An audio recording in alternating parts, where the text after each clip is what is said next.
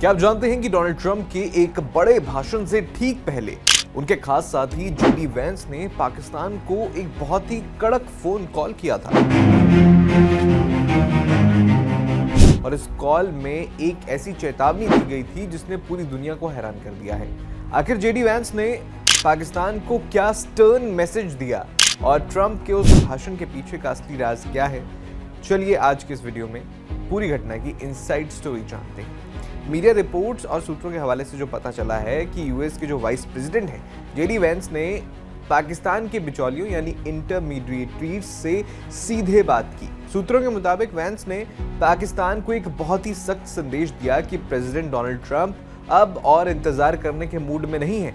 Report बताती है कि उन्होंने साफ शब्दों में कहा था कि ट्रंप इम्पेशेंट यानी अधीर हो रहे हैं और अगर उनकी शर्तें नहीं मानी तो ईरान के इंफ्रास्ट्रक्चर पर भारी दबाव बनाया जाएगा।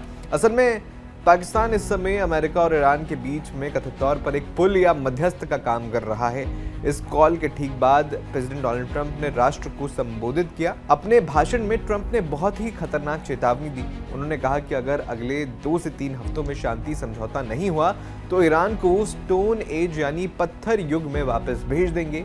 वैंस ने पाकिस्तान के जरिए यही मैसेज ईरान तक पहुंचाया था कि अमेरिका एक सीज फायर के लिए तैयार तो है, लेकिन सिर्फ अपनी शर्तों पर। इन शर्तों में स्ट्रेट ऑफ हॉर्मूज को फिर से खोलना सबसे बड़ी मांग है।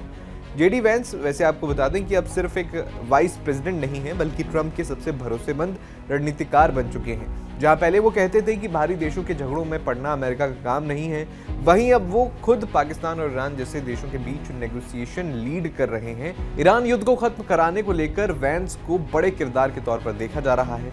कहा जा रहा है कि अमेरिका की तरफ से बातचीत में वैंस, विदेश मंत्री मार्को रूबियो और अमेरिकी दूत स्टीव विटकॉफ और उनके दामाद डोनाल्ड ट्रंप के दामाद जेरेड कुशनर भी शामिल हैं। कई रिपोर्ट्स तो ये भी कह रही हैं कि ईरान खुद वैंस के साथ बात करना पसंद कर रहा है क्योंकि उन्हें लगता है कि वैंस ही युद्ध को रुकवा सकते हैं। खास बात यह है कि वैंस को साल 2028 के राष्ट्रपति चुनाव में संभावित उम्मीदवार के तौर पर भी देखा जा रहा है। आपको क्या लगता है, ये बातचीत सफल होगी? क्या युद्ध खत्म होगा? कमेंट बॉक्स में अपनी राय जरूर दीजिएगा।